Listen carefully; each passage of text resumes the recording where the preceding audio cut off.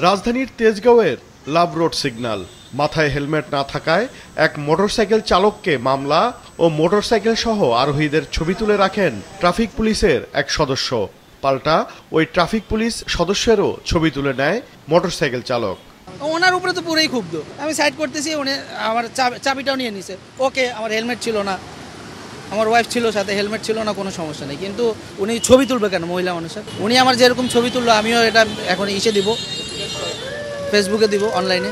আপনি দেখা যাচ্ছে আমাদের কমপ্লেন দিলেন যে আমি হেলমেট পরা ছিল কিন্তু জোর করে মামলা হয়েছে, যে কারণে আমি এই দেখেন হেলমেট হাতে রয়েছে অথচ পরি নেই, যে কারণে আমরা এই যে ছবি তুলে মামলাটা দিই।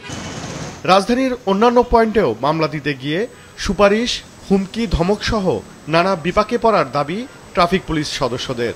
ফলে বিঘ্নিত হচ্ছে ট্রাফিক নিয়ন্ত্রণ, সড়কে ফিরছে না শৃঙ্খলা। বিভিন্ন উপর মহল থেকে ফোন আসে, আমরা অপরাধ করলে তো আমাদের মামলা দিতে হবে, সেক্ষেত্রে মনোমালিন্যটা হয় আর কি ওনাদের সাথে। অনেকে এসে যে মামলা স্লিপ ছেড়ে ফেলে, অনেকে সিনকেট করে, গাড়িতে আগুন দিতে চায়। কিছু তো আতঙ্ক আছেই, কারণ আমাদের তো অস্ত্র নাই, আমরা নিরস্ত্র পুলিশ, ট্রাফিকে নিরস্ত্র পুলিশ আমরা। এখন ওই দেখা গেছে যে মামলা দিতে গেলে অনেক সময় এগ্রেসিভ হয়ে যাচ্ছে, অনেক সময় অনেক জায়গায় মারামারি এই ধরনের ঘটনা ঘটছে। বসুন্ধরা ডায়াপেন্ট এখন আরো উন্নত। এই হট এয়ার থ্রো টপশিট দ্রুত শোষণ করে সোনামণিকে দেয় কোমল অনুভূতি। যদিও ঢাকা মেট্রোপলিটন পুলিশ বলছে এসব পরিস্থিতি মোকাবিলা করেই দায়িত্ব পালন করছে ট্রাফিক বিভাগ। রাজধানীর বিভিন্ন সড়কে গেল সেপ্টেম্বর থেকে ডিসেম্বর এই 4 মাসে 1,35,923টি মামলায় প্রায় 50 কোটি টাকা জরিমানা করা হয়েছে।